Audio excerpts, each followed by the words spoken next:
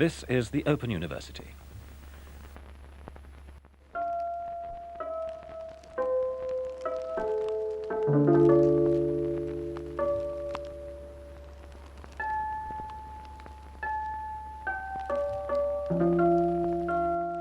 It's a beautiful spring or early summer morning here in Paris. The birds are flying about. We have a major park nearby, the Parc des Baux de Chaumont, which is an attractor of both people and birds. And this is my second lowest rating type of video, which is the one in which I talk about nothing, or in which I start talking with nothing particularly in mind except some of my more recent enthusiasms.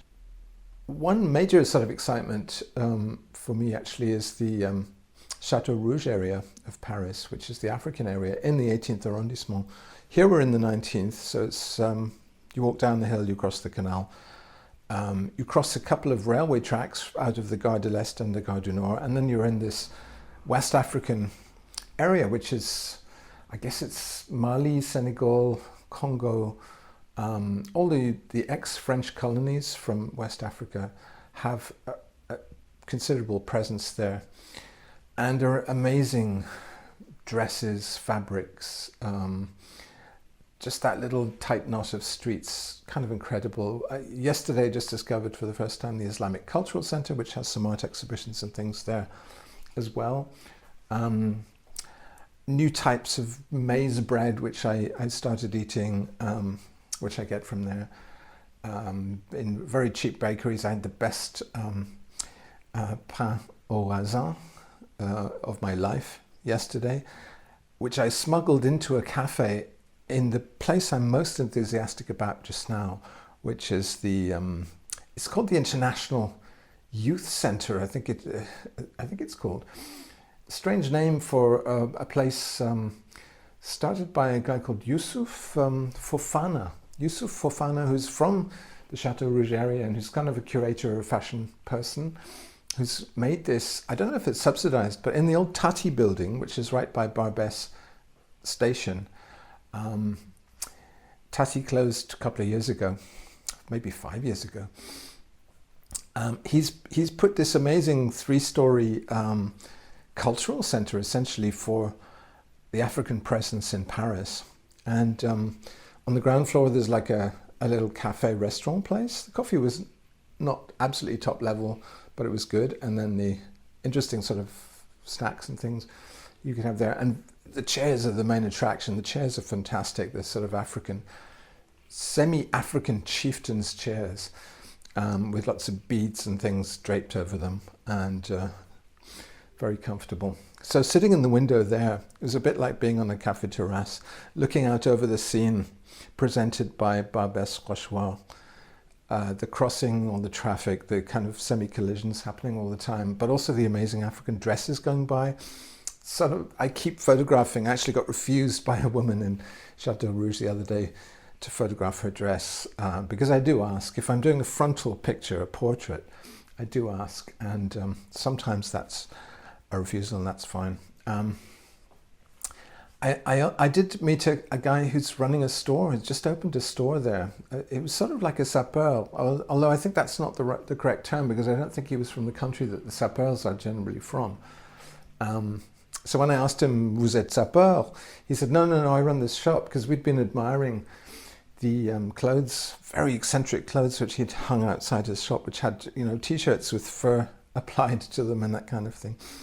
I'd been sort of photographing these things, and he sort of came up and he's like, "Where are you from? And, you know, you have a cool style," and all that stuff. So yeah, he told me he just opened this store, and that's right next to an amazing shoe store, which is called, it can't be Kaka, something like Kaka, Taka, Tata, which is in an old music hall, an old theatre. Actually, it was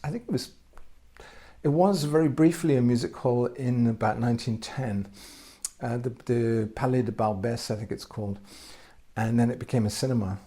But it's still intact. It's a shoe shop inside a theatre. Really incredible interior, and they don't like you taking photographs there, so you have to be a bit sneaky.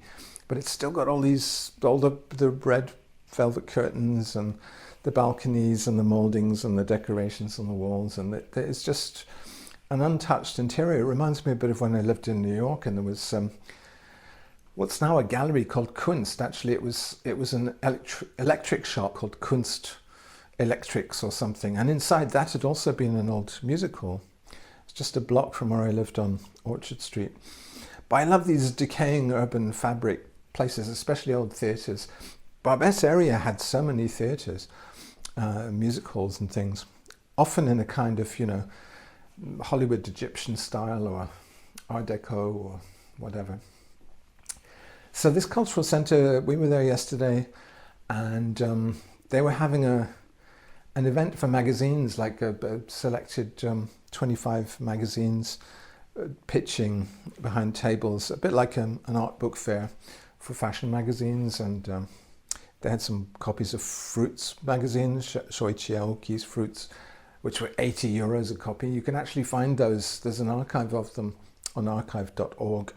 Fruits magazine, if you're into Japanese street fashion from the 90s, for instance, that's the go-to resource. Actually, if you look demographically, sub-Saharan Africa is going to be incredibly important. Some of the world's largest and most vibrant and creative cities are going to be within the next 100 years in sub-Saharan Africa. So that gives me a lot of hope. Because the weird thing is, I used to live in the 18th arrondissement in the 90s, the mid-90s, but I would never really cross the Boulevard Barbès, so I didn't really go to those street markets, which now excite me so much and make me take so many photographs. Naomi's always like walking several steps ahead, so she's really embarrassed that I'm looking like the tourist sort of in the area. You don't see tourists in that area very much, and it's funny. I was kind of like that as well. I wouldn't come off the hill of Montmartre and go down there, because it seemed like it was almost challenging. It seemed like somebody else's territory in a way. But now, I mean, it's still somebody else's territory. I do feel like a bit like a tourist there, but I also feel that it's the inspiration that the other and otherness can give you, that thank God there is another culture. So I guess the cultures that are exciting me now is in terms of Paris, because Paris is a microcosm. It really is a world city in a way that even London is not. You know, this very recognizable Vietnamese communities, Chinese communities, Japanese area right by the opera in the central Paris, or the African areas. And of course, if you go outside the périphérique, that's a whole other otherness, as it were. So I guess Asian, you know, I'm still very much in awe of Korea and Korea's current creativity, but who knows how long that sweet spot that Korea is in will last. It may be the last days for that because of the demographic crisis. Even China has a demographic crisis now. Who doesn't have a demographic crisis is Africa, so Africa is the future, and India, of course, as well. Paris has always had this Orientalism, really, the exoticization of the other, which I think it's really nicely summed up, actually, ironically enough, in Huysmans' Art Rebours, Against Nature, which is a fantastic book about a man who plans to go to London. He gets a sudden yen. He's an aesthete who lives in a very eccentric house decorated with sort of jewel-encrusted tortoise shells and things like that. Very 1890s Wildian kind of aesthete.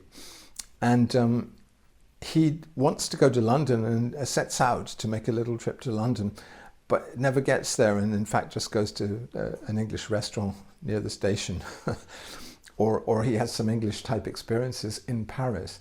So that's very much, it's a Huysmanian taste of Africa. I've never been to Africa, not even North Africa. But I can be Desessant, the hero is called in Art Rebours, and kind of have a synthetic experience of Africa in Paris, just as you can have a synthetic Indian experience or Japanese experience.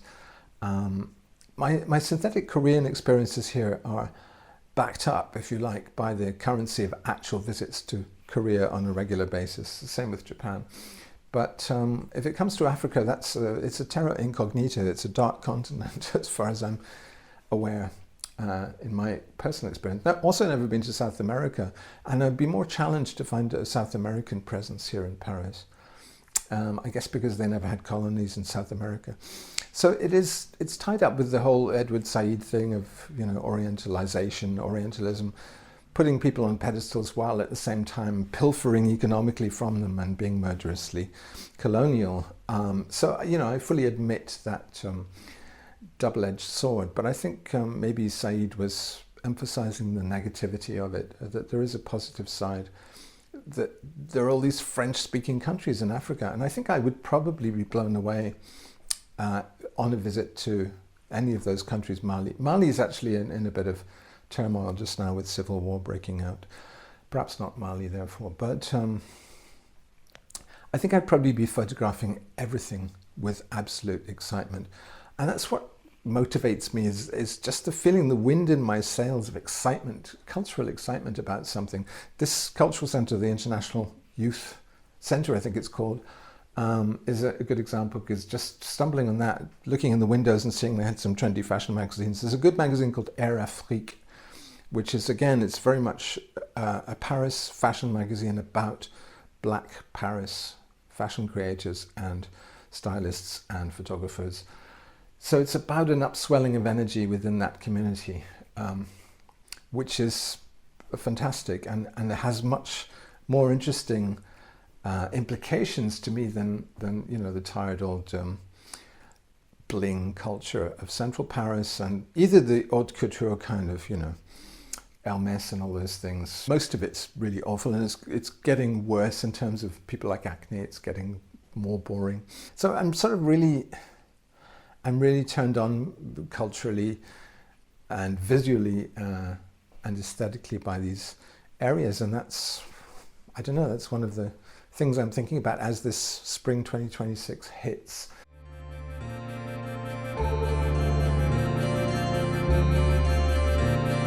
Sorry to have messed up such a beautiful day. Mostly I just came to ask if maybe you may. I won't say come back to me, that would stretch belief, but simply not to smile. So the other thing I've been doing is this covers project for Robert Dye, which is Michel Polnareff. And he is a foreign country, the past is a foreign country, and he's still with us, but he's very old now. And he started off in the 60s. Somebody said make a video talking about Polnareff. I don't know much about Polnareff, to be honest. He's not really part of the great triumvirate for me, which is Brassens, Brel and Gainsbourg, and their kind of offshoots and their acolytes. He's really, but he's kind of simultaneous with them, or people like Barbara. I've been reading a biography of Barbara, which I found in one of these book exchanges, free, very interesting. He was a cute guy in the mid-60s who was able to sign a publishing deal and start making songs like She's a Little Doll That Goes No, No, No, No, No, which I've covered already.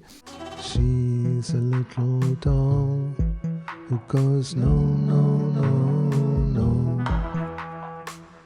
All day she squalls, no, no, no, no. One day I'll tell her, I guess. You can also say yes. One day she'll have to confess. You can also say yes. I covered it in a sinister way because I didn't want to. It's a bit of a yippee-yay kind of mid-60s sound, the original that he made. I wanted to give it a creepier feel because issues around consent are kind of anxious making to us now. So I did the Hans Bellmer version. So actually I sometimes visit Hans Bellmer's grave in the Père Lachaise. There's a cafe with 1970s architectural magazines called Chaise with a Z next to Père Lachaise, which I go to very frequently. Often I go down to the Belleville Market, which is fantastic, to Père Lachaise and have a coffee and maybe a snack, a cake or something in Chaise, and photograph intensively all these architecture magazines from my Tumblr, because I just love the kind of, they're called AA, the stack they have there, and they're French takes on mid-70s mostly architecture, some mid-80s stuff as well they've got there.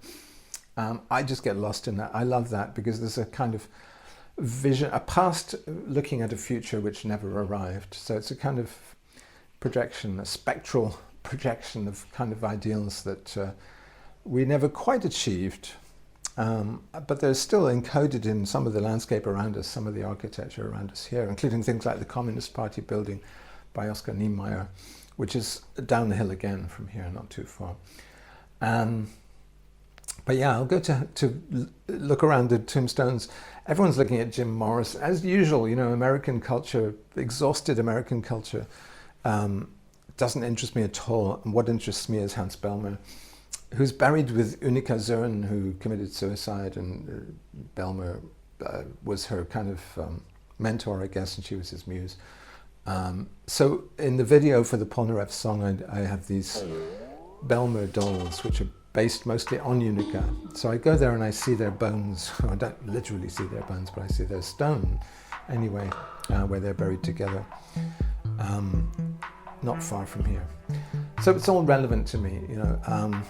So Polnareff, he looked like Donovan when he was young in the 60s. He had these cute big eyes, sort of hooked nose. I don't know Polnareff, I don't know if the name is sort of East European, perhaps he's Jewish. He is a great songwriter, and I think there's an interesting kind of synergy between us, because I tend to the esoteric and the kind of intellectual, and to the passionless. I tend to avoid intensity in my songwriting. And he's very intense. You know, he was an alcoholic and a drug addict and all sorts of things in the 70s.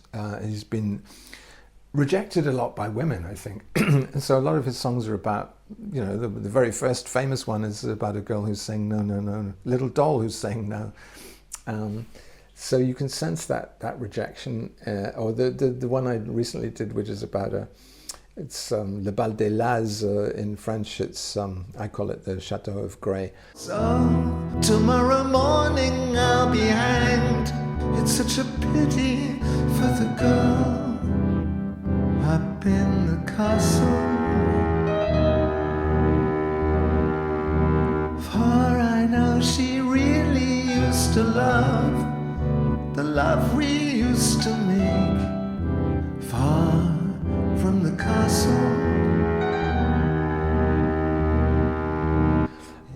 In which a man who's had some kind of encounter sexually with an aristocratic English girl stands by while she is basically forced into a marriage with someone who's her social equal, and then kills this guy who's her fiancé, and his only regret as he's led away to the gallows is that he won't kill the successor, the next guy, because there's an endless supply of these eligible bachelors for this girl that he loves and can't have. So this kind of, you know, almost Bronte-esque melodrama appealed to him at a time when he was doing Baroque pop in the 60s with harpsichords and interesting structures and things. So I respond mostly to his 60s work when it starts getting strange. In the 70s he's a bit more Elton John-ish in a way. The piano is his main instrument. And more recently there's a kind of smooth 80s sound, which I think I got closest to in Kama Sutra, which was from 1990, written in, I think, 89, which got banned by YouTube, of course, because I used some UNESCO-protected heritage sites showing sexual congress in the video, and YouTube believes, or the algorithm driving its spiders believes, that this is designed to titillate. Perhaps it is. You know, figures in stone titillating people. Just imagine all those acolytes masturbating around the Angkor Wat sculptures, the reliefs, the bas reliefs at Angkor Wat. Honestly, YouTube, you know, American Puritanism yet again strikes at true culture. What else? Yeah, Polnareff, coming to the end of that project, I think 14 songs is all we're going to do. And it's been an eye-opener for me, because, you know, his songs are, it's not how I would write songs, and he's singing, that's the impossible thing to match, because he sings falsetto very well and very high, and I can't do that. So I've had to use some electronic trickery, sampling his own voice or whatever, to get around some of the really high bits. or just to dial down the drama, which is what I tend to do in cover versions anyway, because my voice is not dramatic. Mostly it's not dramatic, unless it's, you know, some of the early tracks on Krambambuli, Murder Me and Life After 60, where I'm trying some other techniques, inspired by Megumi Satsu. I actually found a Megumi Satsu record in a record store in Ménilmontant, and almost bought it. It was 15 euros for a really early album when she first embraced sort of electronics.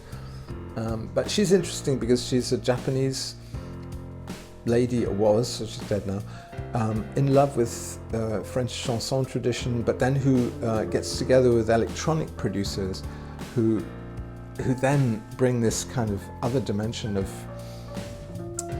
you know, almost YMO style electronics and sequencers and synthesizers to the tradition that she's working in, which is a very old French narrative driven.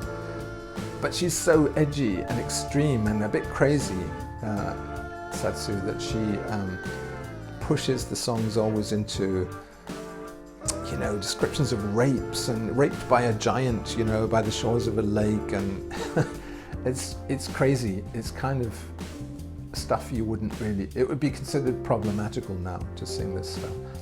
I love the problematical people, you know, that goes without saying, being problematical Momus. I think it is precisely, when you look back at a writer's career, it's precisely their pathologies and their anxieties and neuroses which they've worked out or worked through in their work, which gives it lasting value for people.